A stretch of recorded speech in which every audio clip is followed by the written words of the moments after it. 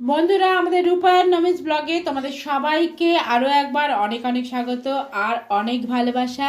আজকে তোমাদের করে দেখাবো খুবই সিম্পলভাবে একটা টমেটোর চাটনি।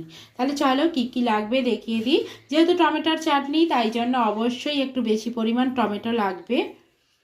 আর লাগবে তেঁতুলের কাত, ফোড়নের জন্য লাগবে গোটা সর্ষে, লাগবে দুটো শুকনো লঙ্কা, আর লাগবে আদা, আর সঙ্গে তো নুন মিষ্টি অবশ্যই লাগবে। আর একটা লাগবে ভাজা মশলা। কড়াইতে দিয়ে দেবো খুবই সামান্য পরিমাণ সর্ষের তেল, যেহেতু চাটনি বেশি তেলের প্রয়োজন একদমই নেই। তেলটা গরম হয়ে গেছে, এবার তেলের মধ্যে দিয়ে দেবো সর্ষে আর শুকনো লঙ্কা ফোড়ন।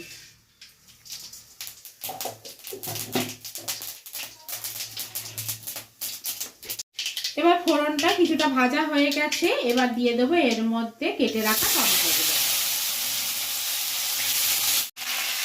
সঙ্গে দিয়ে দেবো সামান্য পরিমাণ নুন টমেটোগুলো গলার জন্য, আর দেবো খুবই সামান্য পরিমাণ হলুদ। এবার টমেটোগুলোকে ভালো করে ভেজে নেব যাতে টমেটোগুলো একদম গলে যায়। দেখো টমেটোগুলো কিন্তু একদম গলে গেছে। এবার এই সময় দিয়ে দেবো আদার পেস্ট বা গ্রেট করে রাখা আদাও তোমরা দিতে পারো, কারণ আদা দিলে বেশ সুন্দর একটা গন্ধ বেরোয়। এবার দিয়ে দেবো পরিমাণ মতো মিষ্টি।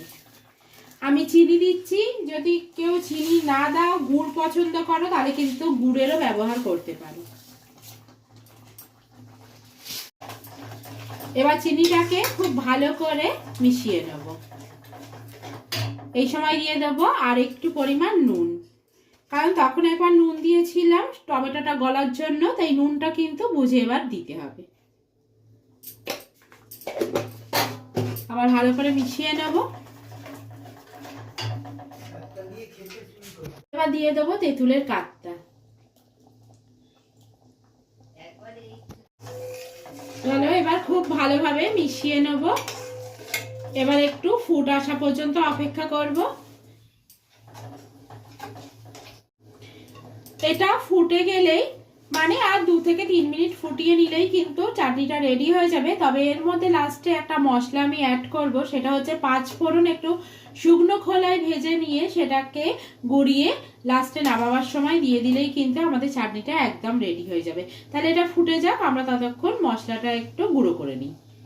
হ্যাঁ দেখো আমি মশলাটা গুঁড়ো করে নিয়েছি। এবার আমার চাটনিটা হয়ে গেছে, 2 থেকে 3 মিনিট ফুটে গেছে। এবার এর মধ্যে সামান্য পরিমাণ মশলাটা দিয়ে আমি নামিয়ে নেব। তোমরা চাইলে এটা দিতেও পারো, নাও দিতে পারো, তবে এটা দিলে কিন্তু চাটনি থেকে একটা সুন্দর গন্ধ বেরোয়, তার জন্যই দেবো। দেখো বন্ধুরা, চাটনিটা কিন্তু হয়ে গেছে। এইভাবে তোমরা বাড়িতে একবার স্টেপ বাই স্টেপ বানিয়ে দেখো, মানে দারুণ সুস্বাদু চাটনিটা হয়।